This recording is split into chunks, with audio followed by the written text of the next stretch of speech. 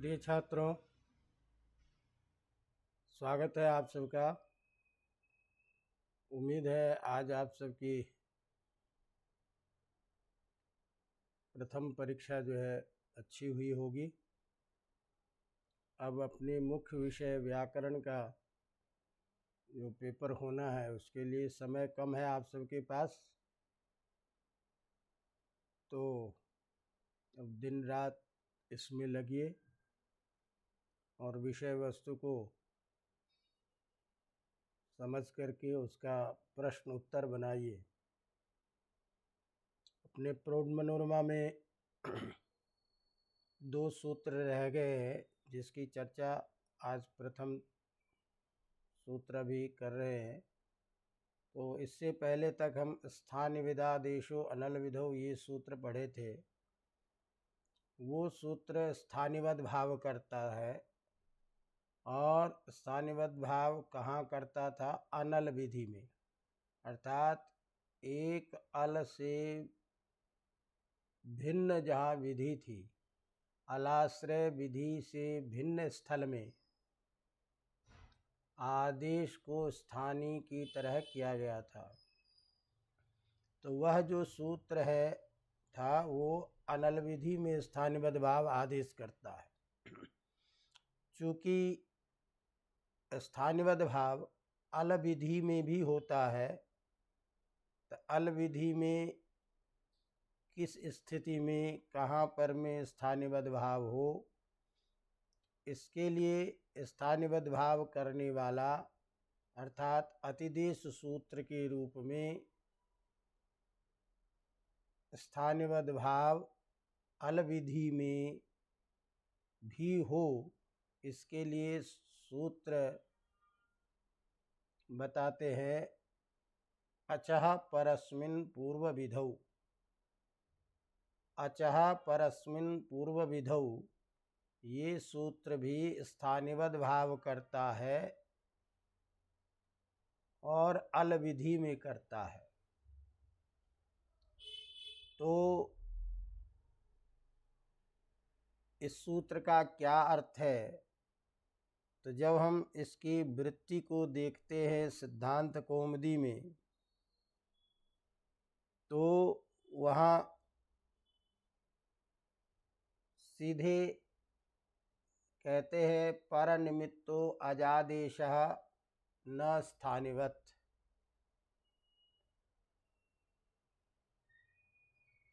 पर को निमित्त मान करके जहाँ अच के स्थान में आदेश होता है वो स्थानिवत् नहीं होता है।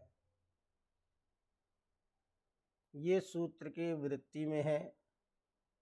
इस सूत्र को क्यों बनाया? तो सबसे पहले लिखते हैं अल विध्यर्थमिदम, माने अल विधि में भी स्थानिबद्ध भाव हो, इसके लिए ये सूत्र बनाया। और इसका अर्थ है पर माने बाद वाले को निमित्त बना करके जहाँ अच के स्थान में आदेश होता है वहाँ स्थानिबद्ध भाव होता है। कब होगा? तो सूत्र में लिखते हैं पूर्व विधौ। पूर्व विधौ का मतलब पूर्वत्वेन दृष्टस्य विधौ, जो पर को मान करके होने वाला जो कार्य है वह कार्य पूर्व में जो दृष्ट है उसके स्थान पर होने वाला कार्य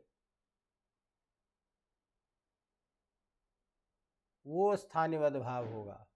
तो अच से पूर्वत्वेन जो निर्दिष्ट है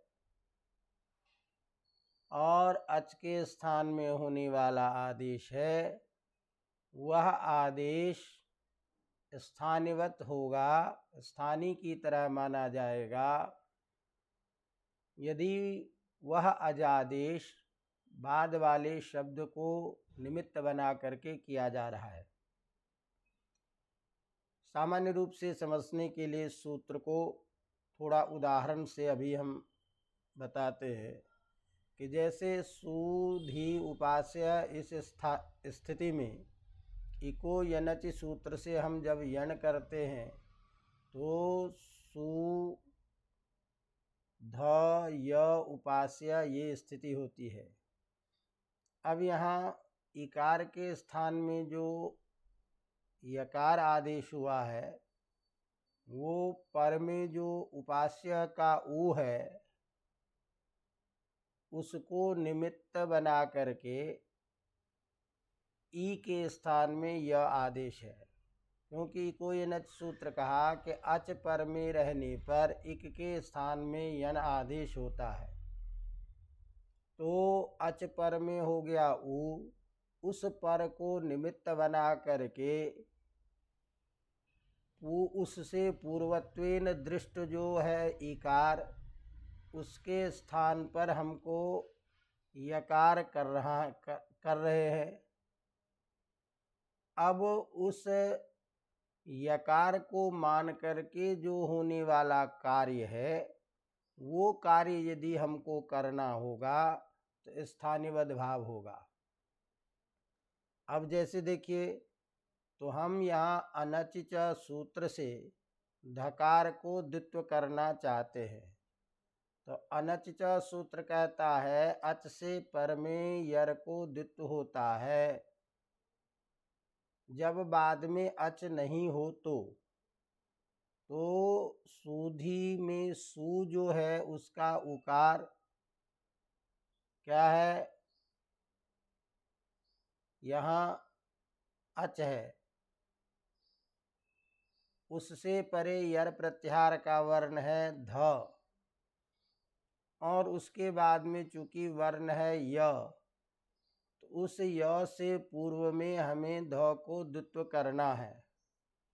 अब इसीलिए य से पूर्वत्वेन दृष्ट विधि है धकार को द्वित्व करना।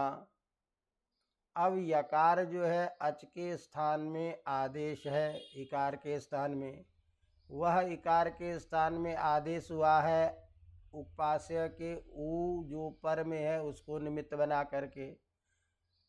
तो इस तरह पर को निमित्त बना करके अच के स्थान में आदेश हुआ यकार, उस यकार के रहते उससे पूर्व कार्य हमको करना है ध को द्वित्व, इसलिए पूर्वत्वेन दृष्ट विधि है। और चूंकि इकार जो है एक वर्ण है इसीलिए एक वर्ण को मान करके होने वाला कार्य है, इसीलिए ये अल विधि है। ऐसी स्थिति में अचः परस्मिन् पूर्व विधौ इस सूत्र के द्वारा यकार को स्थानिवद भाव किया जाता है और यकार को स्थानिवद भाव हो जाने से य का स्थानी ई जो है वो अच है, तो वो अचत्व धर्म यकार में भी आ जाता है। तो ऐसी स्थिति में स्थानिवद भाव के द्वारा यकार में अचत्व आ जाने के कारण अनचिच सूत्र से यहाँ द्वित्व नहीं होना चाहिए। अब द्वित्व क्यों नहीं होता ये तो अलग प्रसंग है, इसकी चर्चा करेंगे। नव पदांत इत्यादि सूत्र जिसके द्वारा स्थानिवद भाव का निषेध करते हैं, लेकिन स्थानिवद भाव अल विधि में भी होता है, इस बात को बताने के लिए ये सूत्र दिया। तो इसलिए सूत्र के वृत्ति में सबसे पहले लिखते हैं अलविध्यर्थमिदम, अर्थात अलाश्रय विधि को मान करके किया जाने वाला जो कार्य है वह कार्य करने पर स्थानिवद भाव नहीं होता है, ये इस सूत्र का अर्थ निकला। अवगतम। इसीलिए सूत्र की वृत्ति में अर्थ करते समय लिखते हैं पर निमित्तो अजादेशः स्थानिवत् स्यात् स्थानिवत् न स्यात्। कब? स्थानीभूतादचः पूर्वत्वेन दृष्टस्य विधौ कर्तव्य। तो ये जो सूत्र का इतना बड़ा अर्थ होता है वो अर्थ कैसे होता है इसके बारे में पहले थोड़ी जानकारी आवश्यक है। तो कहते हैं कि पूर्व सूत्र जो है यहाँ अर्थात स्थानिविदादेशो अनल विधो जो सूत्र है, उस सूत्र से इसमें स्थानिविदादेश इसकी अनुवृत्ति आती है। और इस सूत्र में जो अचह पढ़ा है उसका आदेश के साथ में अन्वय होता है, इसीलिए इसका अर्थ हो गया अचह आदेश इति। इस सूत्र में परस्मिन जो है उसमें सती सप्तमी है, इससे इस सूत्र का अर्थ हुआ पर निमित्तक कार्य करने पर। तो सती सप्तमी कह लीजिए, निमित्त सप्तमी कह लीजिए, एक ही बात है।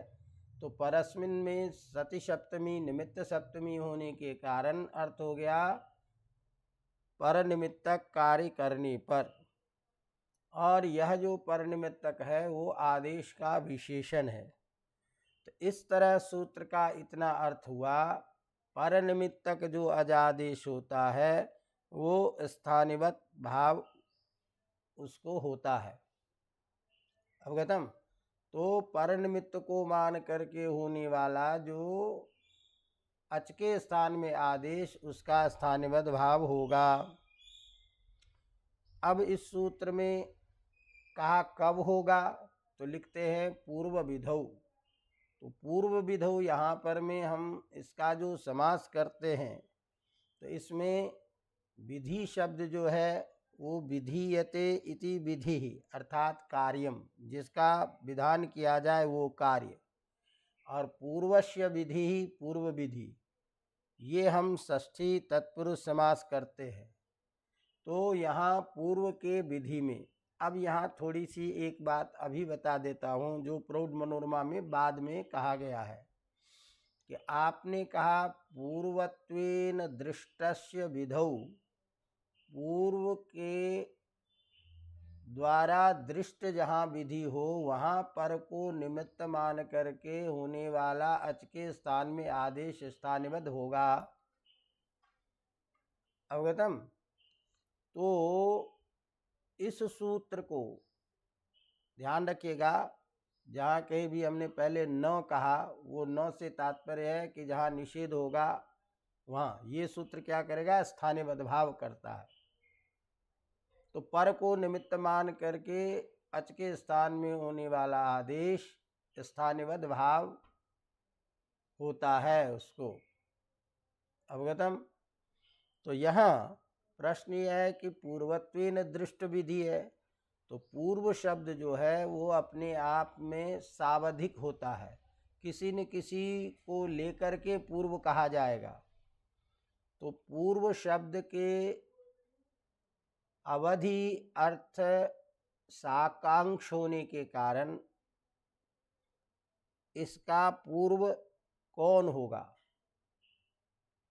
तो पूर्व की जब बात करते हैं तो जो अत्यंत समीप में रहेगा वही उसका पूर्व माना जाएगा। जिसको हम अजादेश कर रहे, अजादेश जहाँ होता है उससे सन्निहित जो होगा वही पूर्व होगा। और सन्निहित यहाँ तीन चीज है, एक समीप में रहने वाला, एक तो है स्थानीय, एक आदेश और एक निमित्त। तो स्थानीय जो है क्या इसका अवधि ये होगा, तो कहते हैं यद्यपि स्थानीय है पास में, लेकिन स्थानीय का आदेश के द्वारा अपहार हो जाता है, हटा दिया जाता है, स्थानीय हट जाता है। तो जब हट गया तो वो अवधि बन नहीं सकता। तो ऐसी स्थिति में आदेश के द्वारा अपहार हो जाने के कारण स्थानीय पूर्वत सावधि अवधि रूप में गृहीत नहीं होगा। दूसरी बात, आदेश भी नहीं हो सकता है और न ही यहाँ निमित्त अवधि के रूप में गृहीत हो सकता है, क्योंकि यदि निमित्त को हम करेंगे तो निमित्त जो है ऐसा मानने पर वैयाकरण इत्यादि प्रयोग की सिद्धि नहीं होगी।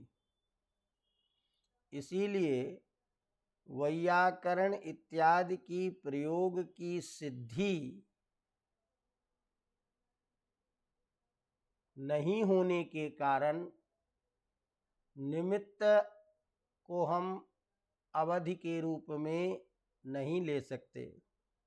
इसको यूँ समझिए कि वी धन आधन क्री धातु से लिट प्रत्यय करके जब करण करते हैं तो इको यनच से यहाँ हम यनादेश करते हैं।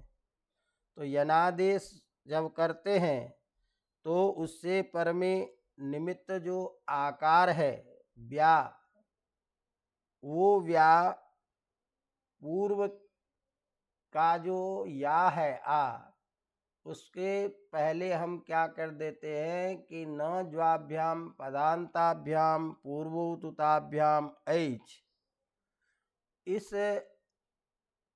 सूत्र के द्वारा आ से पूर्व में हमको ऐकार के स्थान में अयादेश करना है। अब अयादेश जब करेंगे तो यना, ये यण जो आदेश है उसको हम स्थानिबद्ध भाव कर लेंगे। तो स्थानिबद्ध भाव कर लेने से उसमें अच्तो धर्म आ जाएगा। तो यकार से पूर्व नहीं रहेगा क्योंकि यह ई के स्थान में हुआ है। तो ऐसी स्थिति में यकार से पूर्व में जो ऐ का आदेश करना है, ऐसे निमित्त जो है वह पर में है, तो उससे पूर्व कार्य हमको करना है ऐकार आदेश। तो इस ऐकार आदेश के कर्तव्य में या का स्थानिबद्ध भाव हो जाएगा। तो या के बदले ई दिखेगा। तो अब ऐसी स्थिति में यकार से पूर्व नहीं होने के कारण वैयाकरण प्रयोग की सिद्धि नहीं हो पाएगी। इसका मतलब ये हुआ कि यहाँ निमित्त को भी हम सब अवधि के रूप में गृहीत नहीं कर सकते हैं। फिर क्या करें, जबकि सन्निहित तीन ही चीज है, स्थानीय, आदेश और निमित्त। तो आपने कहा स्थानीय का अपहार हो जाता है, आदेश अभी आया नहीं है, निमित्त ले नहीं सकते, फिर अवधि के रूप में इसको किसको ग्रहण किया जाए। इस आशंका के उत्तर में कहते हैं कि यद्यपि स्थानीय का आदेश के द्वारा अपहार तो हो जाता है, लेकिन भूतपूर्व गति के द्वारा भूतपूर्व गत्याश्रय लिया जाता है। इसके द्वारा उसमें पूर्वत्व संभव है। इसीलिए यहाँ अवधि के रूप में हम स्थानीय को ही ग्रहण करते हैं। इसी बात को ध्यान में रख करके सूत्र के वृत्ति में ये लिखा, स्थानीभूतादचः पूर्वत्वेन दृष्टस्य विधौ कर्तव्ये। अवगतम। और पूर्वत्व जो है यहाँ उपलक्षण है, न कि विशेषण। अवगतम। तो इस तरह इतने बताने का हमारा मूल तात्पर्य है कि परीक्षा में यदि कदाचित पूछता है कि यहाँ पूर्वत्वेन दृष्ट विधि होने पर कार्य होगा, तो वह पूर्वत्वेन दृष्ट विधि में अवधि कौन है, तो अपने को जवाब देना है स्थानीय। अवगतम। तो स्थानीय यहाँ अवधि के रूप में गृहीत है। अब आपने जो कहा कि ये सूत्र अलविधि में ही करता है, तो इसका परिणाम क्या होता है, इसका फल क्या है, अलविधि में करने से क्या होता है, क्यों आपने कहा अलविधि में ही होता है। तो कहते हैं कि अलविधि में यदि ये नहीं कहते तो वव्रश्च इस प्रयोग की सिद्धि नहीं हो पाती। तो अलविधि में इसके स्थानिवाद भाव करने का परिणाम ये होता है कि वव्रश्च इस प्रयोग की सिद्धि होती है। अवगतम? तो इसीलिए कहते हैं तेन वव्रश्च इत्यत्र संप्रसारणम न, वव्रश्च में संप्रसारण नहीं होता है पुनः।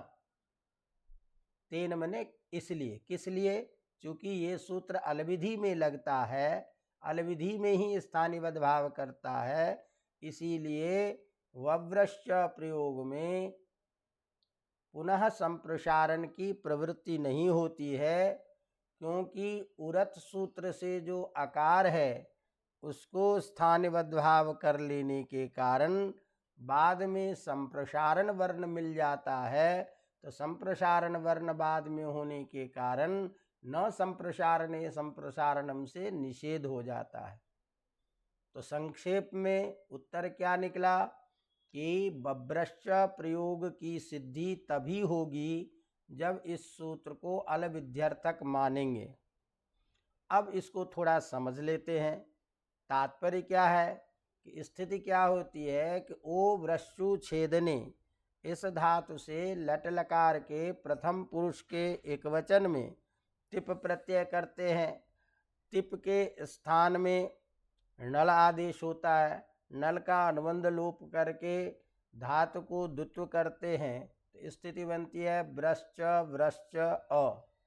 इस अवस्था में लिट्यभ्यासस्योभयेषाम इस सूत्र के द्वारा अभ्यास में जो व्रश्च का जो रेप है उस रेप के स्थान में हम संप्रसारण कर देते हैं, और संप्रसारण पूर्व रूप कर लेने के बाद हमारी स्थिति बनती है वृश्च व्रश्च अ। इस स्थिति में उरत सूत्र से हम ऋकार के स्थान में अत्व कर देते हैं, रपरत्व कर देते हैं और हलादि शेष करते हैं, तो स्थिति बनी व व्रश्च अ। अब इस स्थिति में अभ्यास में जो वकार है, अर्थात जो शेष बचा वकार है अभ्यास वाला, उसको पुनः संप्रसारण प्राप्त होता है। और वो संप्रसारण प्राप्त तो होता है, लेकिन हम ऋकार के स्थान में हम स्थानिवद् भाव कर लेते हैं। तो ऋकार के स्थान में जब हम स्थानिवद् भाव कर लेते हैं, उरत का जो आकार है उसको स्थानिवद् भाव कर लेंगे तो ऋकार वर्ण आ जाएगा। और ऋकार जो वर्ण है वो संप्रसारण संज्ञक है, तो संप्रसारण संज्ञक होने के कारण न संप्रसारणे संप्रसारणम से निषेध हो जाता, तो पुनः वकार का संप्रसारण नहीं होता। तो इस तरह से वव्रश्च प्रयोग की सिद्धि होती है। तो यहाँ जो उरत सूत्र से आकार है उसको जो स्थानिवद् भाव कर रहे हैं ऋकार, ये एक वर्ण है। तो अलविधि में स्थानिवद् भाव जब होगा तो ही ऋकार आएगा। ऋकार जो आएगा तो संप्रसारण संज्ञक वर्ण बाद में हो गया, तो इसीलिए पुनः संप्रसारण नहीं होता, तो वव्रश्च प्रयोग की सिद्धि होती है। यदि अलविधि में स्थानिवद् भाव नहीं करता तो यहाँ स्थानिवद् भाव नहीं होने के कारण पुनः वकार को संप्रसारण हो जाता, तो वव्रश्च प्रयोग की सिद्धि नहीं होती। अतः यहाँ ध्यान रखना चाहिए, पूर्व सूत्र से स्थानिवद् भाव स्थानिवदादेशो अनलविधो सूत्र से तो यहाँ संप्रसारण हो नहीं सकता था, क्योंकि वो अनल विधि में करता है। और यहाँ स्थानिवद् भाव नहीं करेंगे तो वकार को संप्रसारण हो जाएगा। तो यहाँ स्थानिवद् भाव करते हैं, इसका मतलब अलविधि में ही होगा। इसीलिए यह सूत्र अलविधि में स्थानिवद् भाव करने के लिए बनाया गया और उसका परिणाम हुआ वव्रश्च प्रयोग की सिद्धि। तो इसीलिए इस बात को पहले ध्यान में रख करके सूत्र के वृत्ति में लिखते हैं अलविध्यर्थमिदम तेन वव्रश्च इत्यत्र पुनः संप्रसारण न भवति, अर्थात वव्रश्च प्रयोग की सिद्धि होती है। इसीलिए अलविधि में भी स्थानिवद् भाव करने के लिए सूत्र आवश्यक था, जिसके लिए अचः परस्मिन् पूर्वविदो इस सूत्र को बनाया गया। अवगतम? अब यहाँ कहते हैं कि देखिए, किसी ने प्रश्न किया उसकी आपने जो कहा कि उरद जो है उसका स्थानिवद् भाव होगा। और अतः परस्मिन पूर्वधु सूत्र का आप अर्थ क्या करते हैं? पर निमित्त को अजादेशा स्थानिवत् स्यात्। पर को निमित्त मान करके जो अच के स्थान में आदेश है, तो उरत के द्वारा जो अकार आदेश हुआ है ऋकार के स्थान में, ये पर निमित्तक है ही नहीं। तो पर निमित्तक नहीं होने के कारण यहाँ सूत्र की प्रवृत्ति ही नहीं होगी, तो स्थानिवद् भाव आप कैसे कर दिए? तो इस आशंका को ध्यान में रख करके इसका उत्तर शब्द रत्नकार देते हैं कि ये देखिए कि उरत जो सूत्र है वो अंगाधिकार में पढ़ा गया है, और अंगाधिकार में पढ़ने के कारण अंग संज्ञा जो होती है वो प्रत्यय के परे रहने पर ही होती है। तो प्रत्यय के परे रहने पर ही प्रकृति की अंग संज्ञा संभव होने के कारण यहाँ प्रत्यय परे ये अर्थ आक्षेप करना पड़ेगा, और ये आक्षेप करते हैं। इसीलिए इस सूत्र के वृत्ति में लिखा है प्रत्यय परे।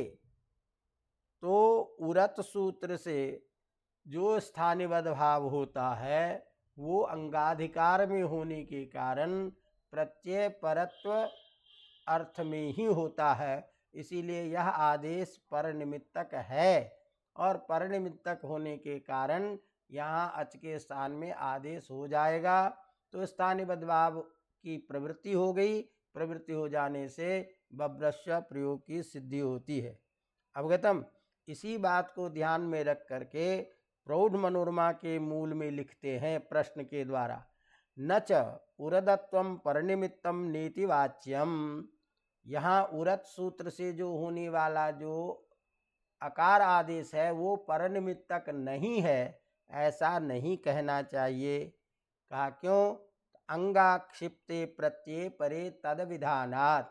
क्योंकि अंग का अधिकार आ जाने से प्रत्यय परे इसका आक्षेप के द्वारा इस सूत्र का अर्थ होता है प्रत्यय परे रहने पर ही।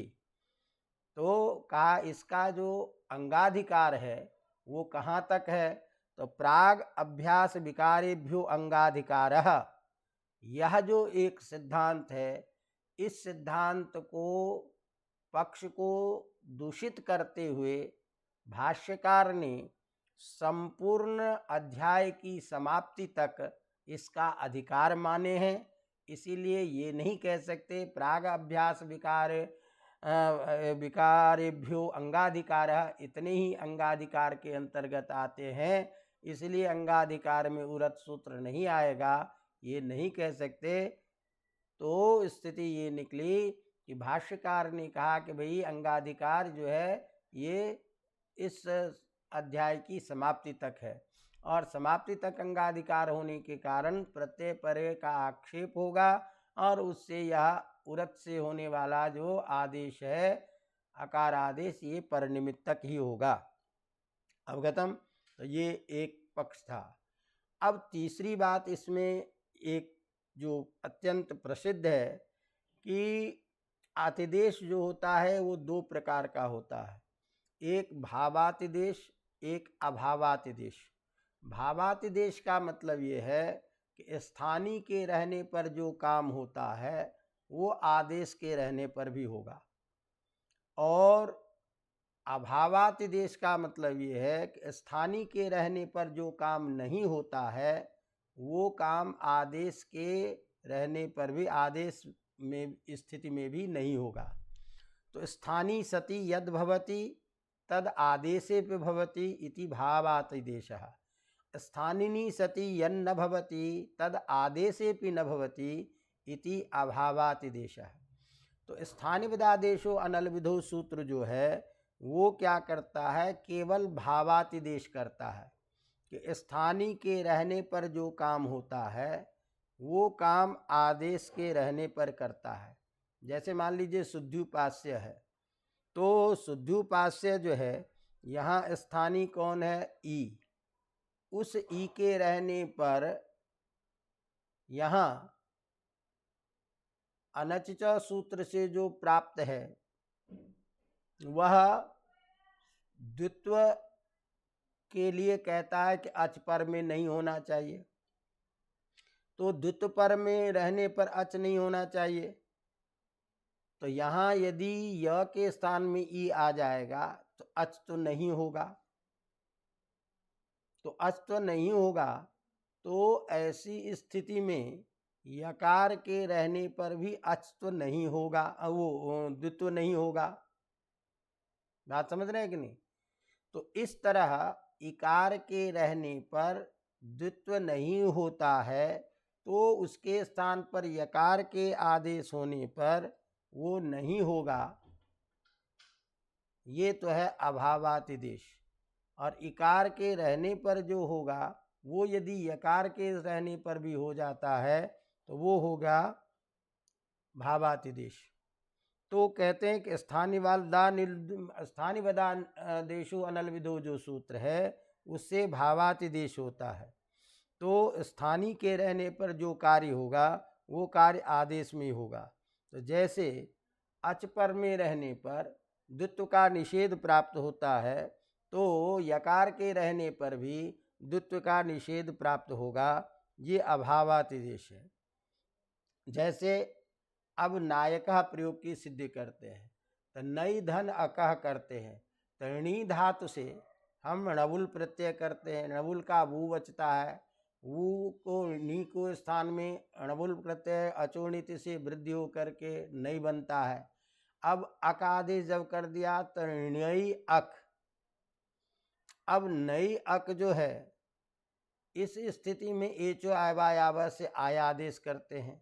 अब यदि आय को हम स्थानिबद्ध भाव कर लेंगे तो वो दिखेगा, और वो दिखेगा तो वो परे रहने पर एचो आयवायाव से आय आदेश नहीं होगा। तो अब कोई यदि कहे कि भाई नायका में जो है आपने कैसे कर दिया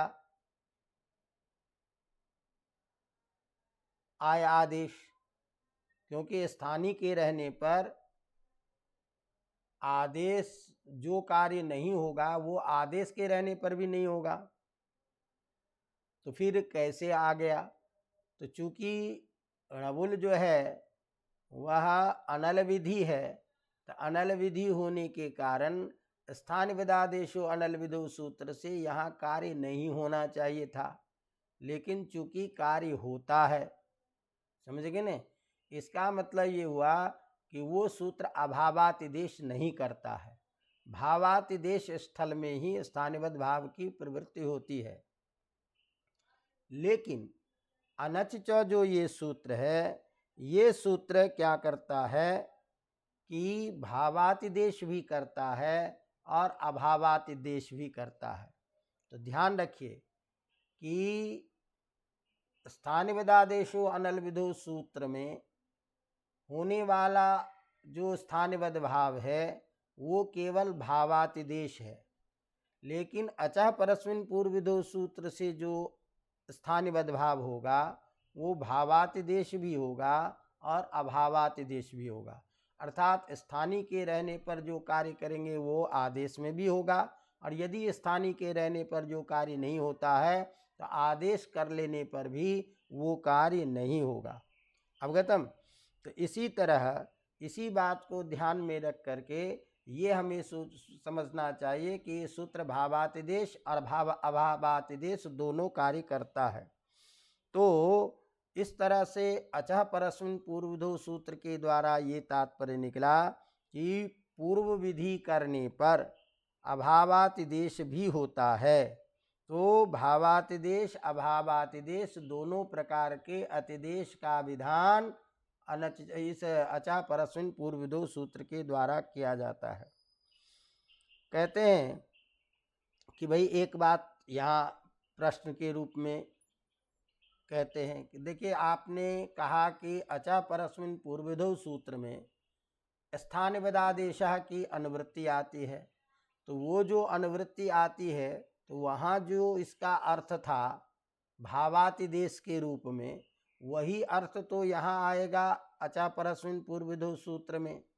तो यहाँ जब आएगा तो जो अर्थ था वही अर्थ यहाँ रहेगा, तो वो वहाँ भावातिदेश का वाचक था, तो यहाँ भी तो भावातिदेश ही होगा, यहाँ अभावातिदेश कैसे होगा? क्योंकि शब्द की स्थानिवदादेशा की जो अनुवृत्ति आ रही है इस सूत्र में, उसी से हम अतिदेश का विधान कर रहे हैं, और वो अतिदेश भावातिदेश होता है। तो भावातिदेश विधान करने वाला स्थानिवदादेशः, इसकी अनुवृत्ति आने पर यहाँ अभावातिदेश कैसे होगा?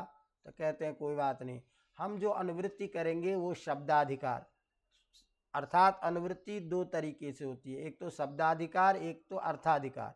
अर्थाधिकार की जब अनुवृत्ति होती है तो जो पहले अर्थ रहता है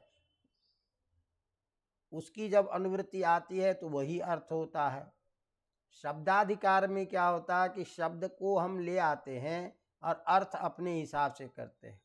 जैसे आपने अर्थवद धातु और प्रत्यय प्रातिपदिकम इत्यादि सूत्र में पढ़ते हो कि प्राचीनों ने वृत्तिमत्वम अर्थवत्वम अर्थवद धातु और प्रत्यय प्रातिपदिकम में अर्थवत का लक्षण किया, लेकिन कृतद्धि समाजशास्त्र में उसी अर्थवत की अनुवृत्ति आने पर अर्थ किया एकार्थी भावेन लौकिके प्रयोगे प्रसिद्धत्वम अर्थवत्वम। तो वही अर्थ यहाँ भी होना चाहिए था। तो कहा कैसे है? तो शब्दाधिकार के द्वारा शब्द हम ले आते हैं और उस शब्द से अर्थ में हम परिवर्तन कर देते हैं। जहाँ केवल शब्द की अनुवृत्ति होती है वहाँ अर्थ में बदलाव आता है। तो यहाँ हम एक विशेष अर्थ ये भी करते हैं कि ये अभावातिदेश भी करता है। तो संक्षेप में ये बातें निकली कि शब्दाधिकार को मानने पर, शब्दाधिकार के द्वारा स्थानिवदादेशों की अनुवृत्ति आने पर अभावातिदेश अर्थ होने में कोई दिक्कत नहीं है। इसी बात को मूल में प्रौढ़ मनोरमा में लिखते हैं, किंच पूर्व सूत्रेण स्थानी प्रयुक्तम अतिदिश्यते नत्वादेश प्रयुक्तम वार्यते। स्थानिवदादेशो अनलविदो सूत्र से स्थानीय प्रयुक्त जो कार्य है वो कार्य तो आदेश में होता है, लेकिन आदेश प्रयुक्त कार्य का वारण नहीं होता। तो आदेश प्रयुक्त कार्य का वारण नहीं होता, इसीलिए नायक में अक रहने पर, स्थानिवद भाव करने पर भी जो अच्त्व से भिन्न स्थिति होने पर अयादेश नहीं होना चाहिए था वो आदेश हो जाता है। तो आदेश प्रयुक्त कार्य का वारण स्थानिवदादेशो अनलविदो सूत्र से नहीं करते हैं, लेकिन अनेन तु वार्यते एव, इस सूत्र के द्वारा अचः परस्मिन् पूर्वविदो सूत्र के द्वारा स्थानीय के रहने पर जो कार्य नहीं होगा उस कार्य का वारण आदेश के रहने पर भी किया जाता है। अवगतम? तो अब इसको कहें कि अभावातिदेश का क्या उदाहरण है? तो भावातिदेश का उदाहरण तो आपका हो गया इको यनचे शुद्ध्युपास्य, इकार के स्थान में रहने पर जो द्वित्व निषेध नहीं हो, द्वित्व निषेध प्राप्त था वो यकार के रहने पर भी द्वित्व निषेध प्राप्त होगा। ये तो जो काम स्थानीय के रहने पर हो रहा था द्वित्व निषेध रूप कार्य, वो द्वित्व निषेध रूप कार्य यकार के रहने पर भी स्थिति है ही। तो ये तो हो गया भावातिदेश। अभावातिदेश का उदाहरण यद्यपि प्रौढ़ मनोरमा में प्रत्यक्षता नहीं दिया गया है, लेकिन निगाल्यते इत्यादि जो प्रयोग है ये अभावातिदेश का उदाहरण है। तो यहाँ पर में क्या होता है कि नि उपसर्ग पूर्वक गृह धातु से जब हम निच प्रत्यय करते हैं, ऋकार को वृद्धि कर देते हैं, तो निच प्रत्यय का अनुबंध लोप होके ई वृद्धि होकर के स्थिति बनती है निगारी। निगारी इस धातु से कर्मवाच्य अर्थ में प्रथम पुरुष के एक वचन में निगाल्यते ये रूप बनता है। यहाँ कर्मवाच्य में जब हम यक प्रत्यय करते हैं तब उसको उस यक को पर मान करके विच का लोप होता है, और उस निच के स्थान में जो इकार है उसके इस सूत्र के द्वारा अचा परस्मिन् पूर्व दो सूत्र के द्वारा स्थानिवद भाव करके ई ले आते हैं, और अचि विभाषा इस सूत्र से रेफ के स्थान में लत होता है। तो यहाँ निच के स्थान में जो इकार है, निच का जो इकार है स्थानीय, उसके रहने पर जैसे लत होता है उसी तरह से निच लोप अभाव रूप होने पर भी होता है। तो ये तो हो गया भावातिदेश का उदाहरण। अभावातिदेश का उदाहरण है गणयति। ध्यान दीजिएगा थोड़ा सा कि भावातिदेश का उदाहरण निगाल्यते और अभावातिदेश का उदाहरण है गणयति, पटयति इत्यादि। अर्थात गणम आचस्ते, इस अर्थ में गण शब्द से निच प्रत्यय करने के बाद इष्टवद भाव से टी का लोप, मैंने आकार का लोप कर देने पर, ग न ई आकार का लोप होने पर यहाँ अब ये होना क्या चाहिए, अत उपधाया से उपधा को वृद्धि होना चाहिए, तो वृद्धि होकर के गाणयति ये प्रयोग बनना चाहिए।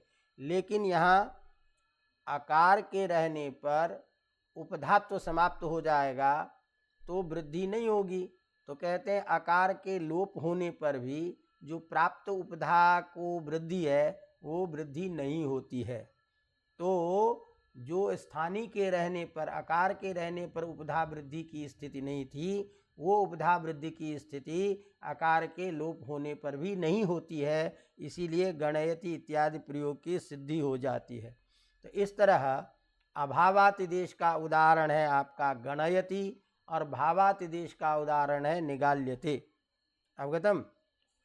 अब कहते हैं कि एक बात बताइए, आपने कहा कि इस सूत्र से अभावातिदेश होता है जबकि पूर्व सूत्र से भावातिदेश ही होता था, तो इस सूत्र से अभावातिदेश होता है, इस बात में क्या प्रमाण है?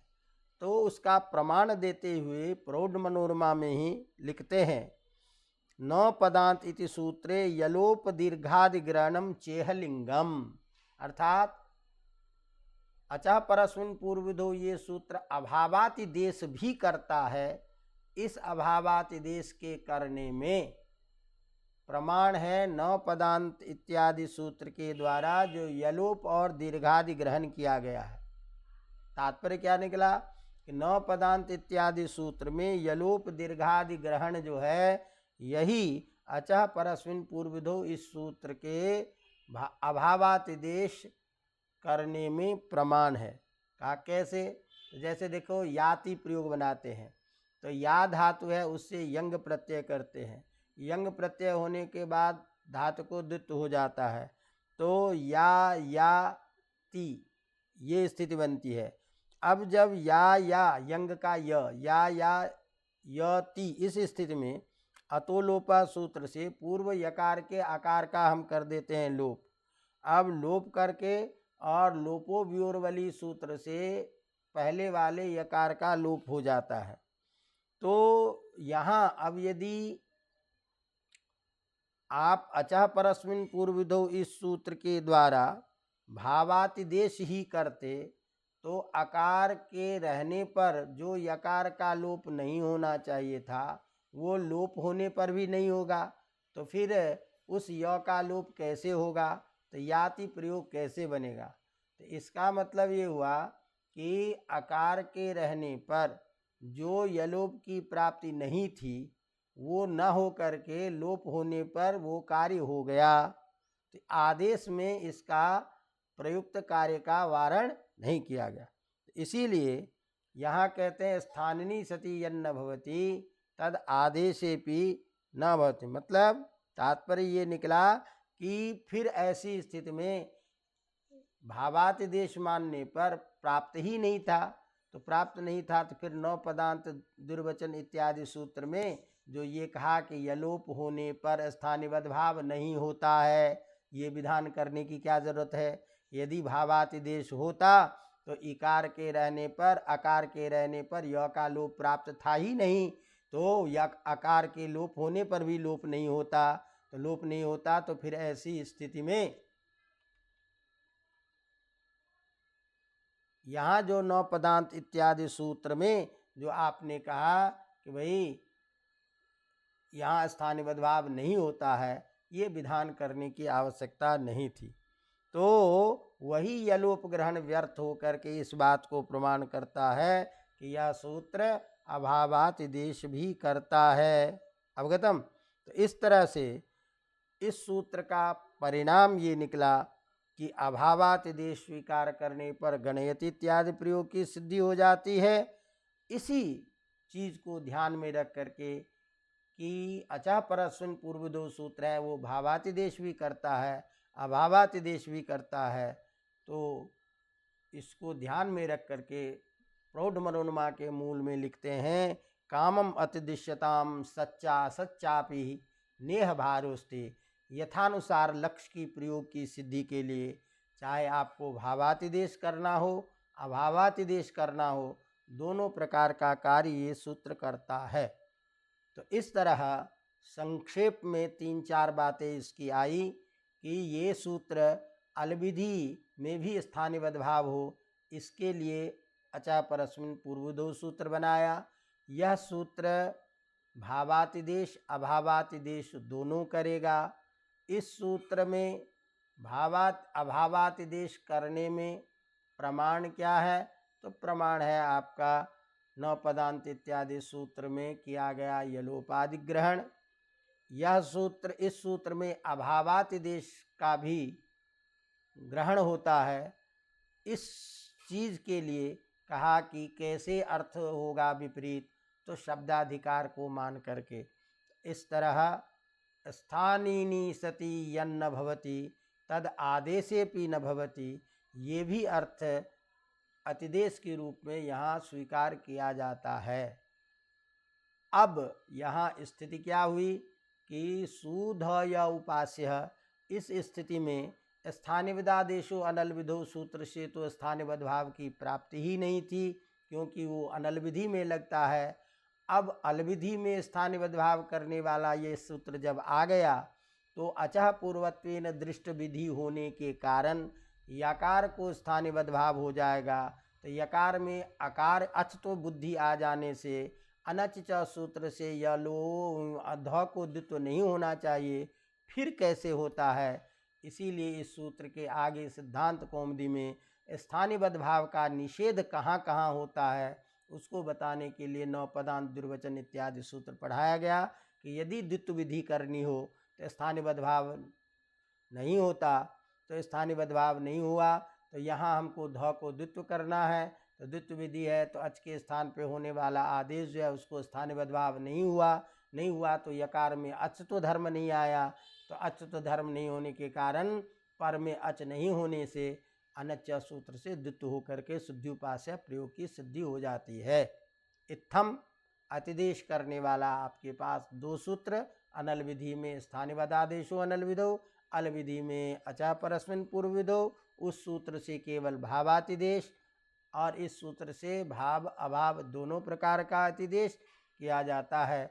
और अल विधि में मानने के कारण बब्रश्च इत्यादि प्रयोग की सिद्धि होती है। अवगतम। इस तरह से इसके सारांश को हमने कहा, थोड़ा सा ध्यान रखिएगा क्योंकि ऊपर के प्रसंग में हो सकता है कई बार मैंने नवपदांत दुर्वचन का संस्कार होने के कारण इस सूत्र में ऊपर में कहीं अर्थ करते समय ये कर दिया कि अचा परस्मिन् पूर्वविधौ से सूत्र का मैंने स्थानिवद् भाव का निषेध, तो वो चीज़ कि स्थानिवद् भाव करता है अलविधि में, उसको उस तरीके से देखते हुए और इसकी तैयारी कीजिए। बाकी अब एक सूत्र बचा है, उसकी भी कक्षा इसके बाद कभी लेंगे।